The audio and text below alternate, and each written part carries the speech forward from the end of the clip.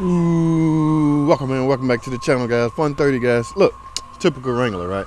Now, I'm over here trying to open the hood. Y'all know how to open the hood on a Wrangler, right? Simply release the tabs on the hood. Now, one would think once that's up and the hood dangling like that, you're ready to come up, right? Just simply grab a hold to a bar. But, ladies and gentlemen, I was over here freaking out, looking for a bar. I thought there was one. I'm pulling on this. How the hell? How you open this thing? Because it's loose, right? Ready to go. So I even went so far as to go. That's a Wrangler now, man. I went back into the car or the Jeep looking for a release tab just to find nothing, right? So I'm panicking. Oh my goodness.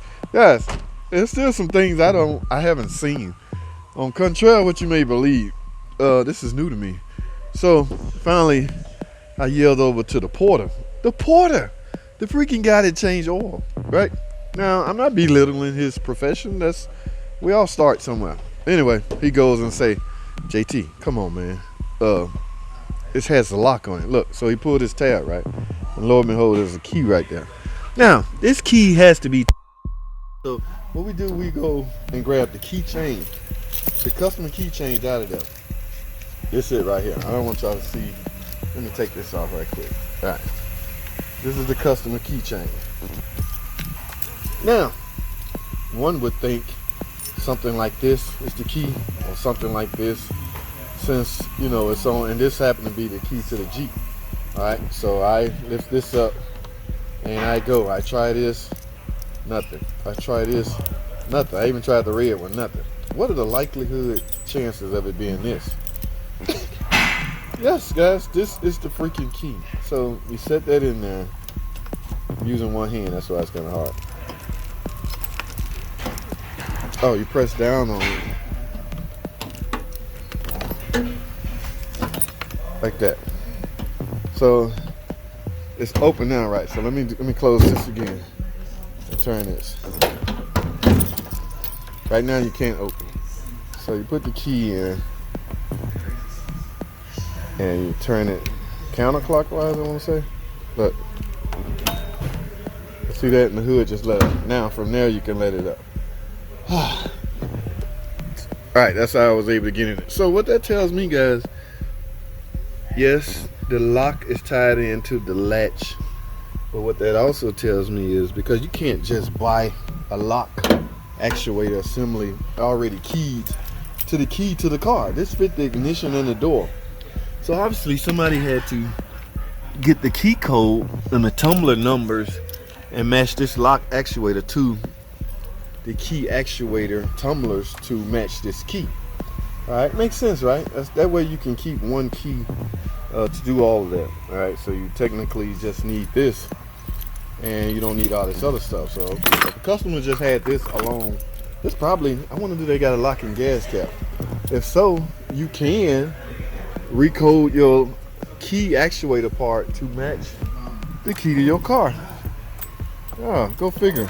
They don't want you to get under the hood, but they don't mind you getting in the gas tank. Wow, go figure. Also, keep in mind, my thinking is, guys, they don't want nothing on your hood. This day and age, times we're living in now, they want your cat converter. And this is a Jeep, it's higher up, so the guy can easily crawl under there and get your cat converter. Why are you locking what's under your hood? I don't know. All right, so just a little fun fact, guys. Yes, try this next time if this happened to you. All right, let me go to the next car. Stay tuned.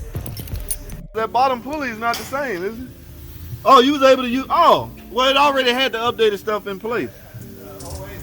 Oh, yeah, that's already got the stuff.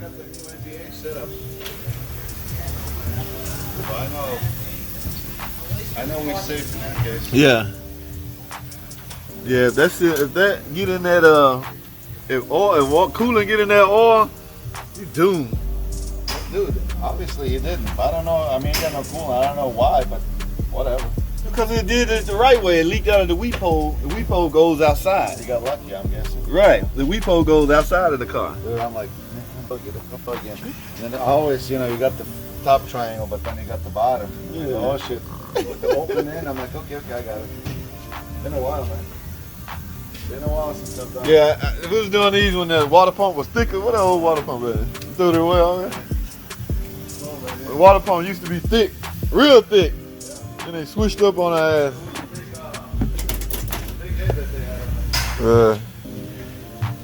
Wow, guys. Yep, get the whole kit now. 2.7 is not what it used to be. So, yeah, you have no choice but to replace. Well, he didn't put these on because it came with, it was already updated, guys. That's the whole point. So you don't have to, if it's already updated, you don't have to do, this is the same pulley that's on the car. And you don't get a lot of wear out of a pulley. But you will have a good wear out of guides and chain. So, but yeah, this water pump here has been totally redesigned. It was a whole lot thicker than this, baby. It's all about the NVH, man. The noise? That's what that chain was updated for. Oh wow. NVH purposes. Because it used to rattle a lot. Yeah. Yeah. The old 3.8s and 3.3s used to have a snubber that they told us to take off. The chain would hit up against the snubber and cause. The damn chain was just a freaking idler on that kit, and that thing. So it was just, as long as the chain is tension, that's it.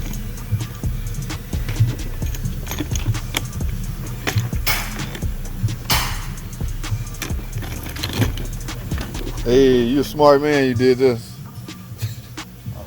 Right, always, huh? Right, I hear you. Whoever wants to touch it without it, they can have it. I'm not. I've done a few using the same one, compressed it in there, but yeah, it's too risky. Okay. You'll pass. 100,000+ miles today. Oh yeah, you're right. That many miles. I ain't going back into that damn thing. Once is enough. Once is enough. What the hell you doing, Chan? Take the rack. Oh, dude, I did one of these. They're a pain. You take the old bumper off. You already done it? Yeah, I already done it. Oh, it wasn't that bad, was it? But I found out later that you don't only have to take the bumper off. Oh, I didn't take mine. I don't think. What did I do? What was it, noise or power steering? The power steering failed. It was making a clunking noise. Oh, this the one, that new one. Yeah, the clunking noise. It sounded like a damn inlink, but it wasn't the inlink. Oh, this that one. I can grab the swivel inlink and have somebody rock it. Nothing. And then once you grab the inner tie rod, the whole thing is moving. Yeah, I remember you was talking about this. All right, here we go.